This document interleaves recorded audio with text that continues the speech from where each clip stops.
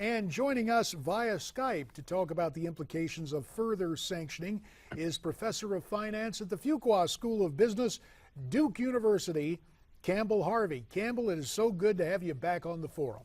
Great to be on. Hi there, Campbell. We have a few questions for you. Sure. I'm going to start. Can you think of any past examples where economic sanctions have produced the desired results? There are plenty of examples. The most recent example is a spectacular result that happened in June of 2012, where we imposed punitive sanctions on Iran in the form that they couldn't transfer any money between banks, their banks and foreign banks, and it effectively drove them back to the table. It was extremely effective. So if you go this route today, it can lead to success. Well, we take a look at Russia's situation here, and we hear that, yeah, it's going to affect the Russian economy in the long run. Correct me if I'm wrong, Campbell, but yesterday, the Russian stock market overall was up a couple of points. I mean, is this, when do these sanctions really start to affect the Russian economy to the point where, as if public opinion makes a difference there, it will have some impact? Well, this is really important, that this is kind of round two, and the first couple of rounds are pretty mild sanctions. But what really counts is Putin's ability to extrapolate where we are heading. So each round, you want to increase the severity of the sanctions, and then he can reasonably extrapolate forward to see what the end game actually is. The end game is very ugly for Russia, and it's ugly for the chances of Putin remaining in control. So it's not as much the sanctions that are imposed today that actually counts. What it is the expected level of severity that we can reasonably think could happen in the future. That's what's really going to impact his thinking. It is a very effective deterrent. Would you say Russia's equipped to deal with the sanctions that affect its exports? Well, one thing that's totally different with Russia today versus Russia during the Cold War, the Soviet Union was so large that effectively they just traded amongst themselves. So they didn't really depend on global trade. So today, it's a completely different story, where 29% of Russian GDP is based upon exports. And that's much larger than the US. So the US is about 14%. So Russia is hooked into the global system. And to disrupt that, you can imagine a severe sanction, the most extreme sanction would kill their exports. That would just send them into a depression. And that's not good for the people of Russia, and it's definitely not good for the probability of Putin hanging on. And how do you think these sanctions are going to affect investors at this stage? Well, again, it's not just the sanctions today. And I think what you mean is the kind of the multiple rounds of expected sanctions. So people say, well, the sanctions today are pretty mild, and that's true. It's targeting individuals and a few institutions. The key is that people make their decisions based upon the expected outcomes. So if I'm a U.S. investor thinking of building a plant in Russia right now, it's going to require a $100 million greenfield type of investment. I don't as much care about 45 individuals that are being sanctioned right now. What I care about is what's going to happen over the next round, the round after that, the round after that, and basically just screams risk, and I'm not going to invest. So the money today is not going into Russia. The only money that's going into Russia right now are the Russians that are repatriating their funds because they think their funds are going to be frozen in Western countries. Campbell, it was very interesting when the president announced the sanctions that the U.S. was imposing on the Russian Federation.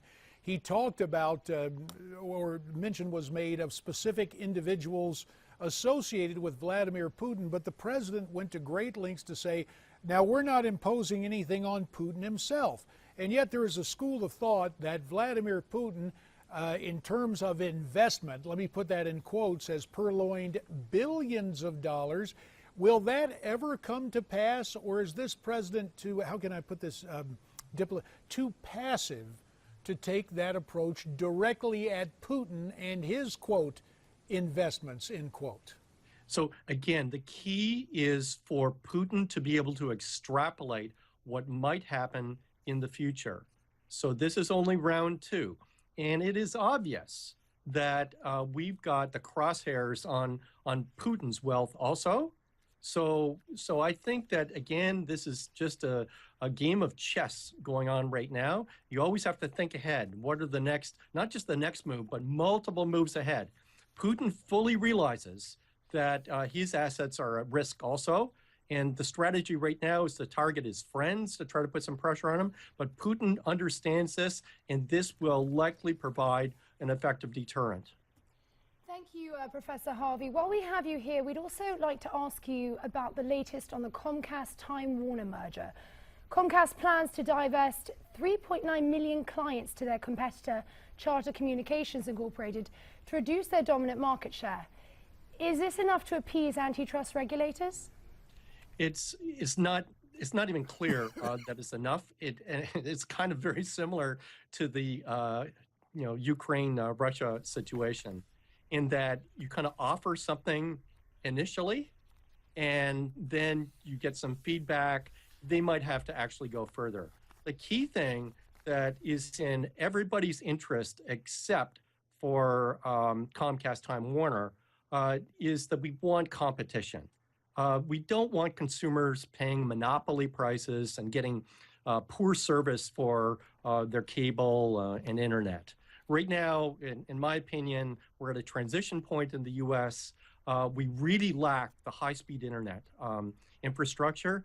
Once that actually is put in place, where we have gigabit internet, then this whole game that they're playing is at great risk. But right now, it is another game of chess with the regulator. Toss something out to them, and hopefully, they'll approve the deal. Campbell, Harvey, it's been interesting to note the bipartisan nature of stepping back. We spoke with some of my old colleagues in Congress, and they said, well, Time Warner and these guys, if this is what the marketplace will bear, and of course, much has been made of the lobbying efforts of Comcast in terms of both sides, but especially the Obama administration. Is it conceivable that this opening volley, this seeding of close to 4 million customers, will be enough given the prevailing mood at the White House and on Capitol Hill? My guess it's not enough, but the key thing is that it's in everybody's interest to have competition. Competition is what this is all about. You get good service at a fair price. And what I worry about is this extensive lobbying. And also you have to worry about the regulator. Is the regulator doing the right thing? There are some serious trade-offs here where some people will be forced to switch to Charter, and they actually didn't want to switch in the first place. So the regulatory oversight could be hit or miss, and this is a giant deal. Again, I think in the longer term, this is going to be less important because other players are going to come in and disrupt this industry severely. Campbell Harvey, professor of finance, Fuqua Business School, Trinity College at Duke University, to get the entire name of the school in there. We thank you very much for your time, Campbell. Thank really you. appreciate your input. Okay, thank you. And Francesca, as always, good to have you Thank here. you, Judy. Interesting questions about sanctions on the Russian Federation and possible antitrust implications for the Comcast Time Warner deal.